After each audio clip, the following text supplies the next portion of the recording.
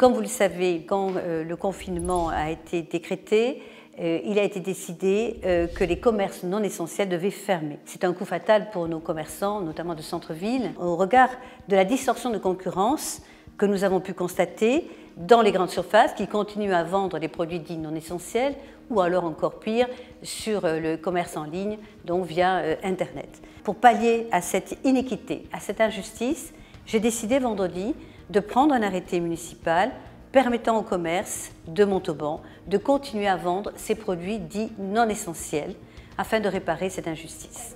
Évidemment, l'État ne l'a pas vu d'un bon œil puisque dès le samedi matin, donc des agents du commissariat sont venus dans les commerces qui avaient ouvert pour les menacer de sanctions pécuniaires, pour les menacer de les renvoyer devant le tribunal de police, pour les menacer de fermeture administrative, ce qui paraît d'ailleurs paradoxal quand on est en période de confinement puisqu'ils sont déjà fermés. Nous avons reçu, la ville de Montauban, une requête en référé devant le tribunal administratif émanant du préfet pour voir à l'audience de vendredi prochain, ce vendredi, suspendre les effets de cet arrêté en attendant que la deuxième requête qui a été déposée également par l'État tranche sur la validité et l'annule éventuellement. Au regard de cette procédure, j'ai souhaité avoir l'avis des commerçants. Avaient-ils envie qu'on continue le combat ou bien baissaient-ils les bras? À ce moment-là, j'aurais retiré mon arrêté. Dans la réunion que j'ai tenue hier soir avec les représentants des deux zones commerciales du Nord, du Sud et du centre-ville, eh bien, nous avons décidé de continuer, au moins jusqu'à vendredi, au moins jusqu'à la décision que prendra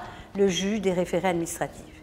Dès lors, en parallèle, nous avons souhaité aujourd'hui les rencontrer et les rassurer. Aujourd'hui, les menaces qui sont proférées de sanctions n'ont pas de base légale. Dès lors que l'arrêté survit, dès lors qu'il existe, dès lors qu'il est exécutoire, ce qui est le cas aujourd'hui puisque je ne l'ai pas retiré, c'est que le cas aujourd'hui parce qu'il n'est pas annulé, qu'il n'est pas suspendu encore par le tribunal administratif, cet arrêté est valable et donc il n'encourt aucun risque en maintenant leur commerce ouvert. C'était le sens de ma démarche d'aujourd'hui, c'est le sens de mon appel d'aujourd'hui.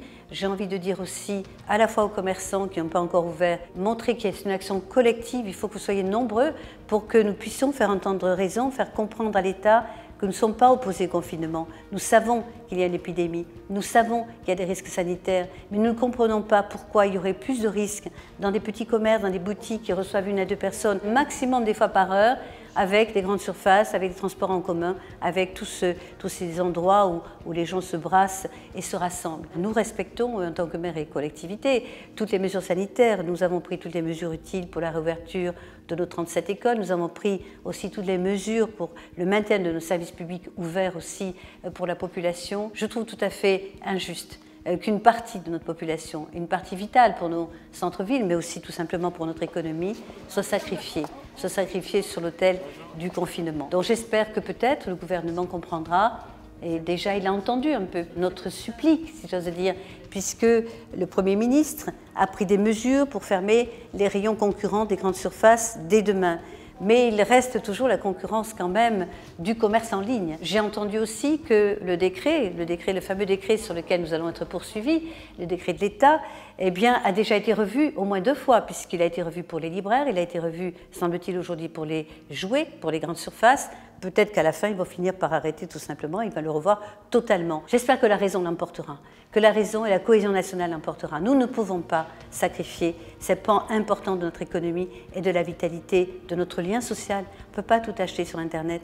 Le click and collect, c'est une solution, c'est un palliatif, c'est un pis-aller, mais qui ne règle pas le problème de leur chiffre d'affaires. Ils l'ont tous dit, c'est maintenant ou jamais qu'ils peuvent refaire leur bilan, parce que c'est 30-40% de leur chiffre d'affaires après la période terrible qu'ils ont vécue déjà avec le confinement. Merci de les soutenir, merci de soutenir aussi leur action en allant acheter chez eux plutôt que d'aller en grande surface si vous le pouvez. Tous ensemble, nous réussirons à sauver ces commerces, à sauver notre ville, à sauver notre pays.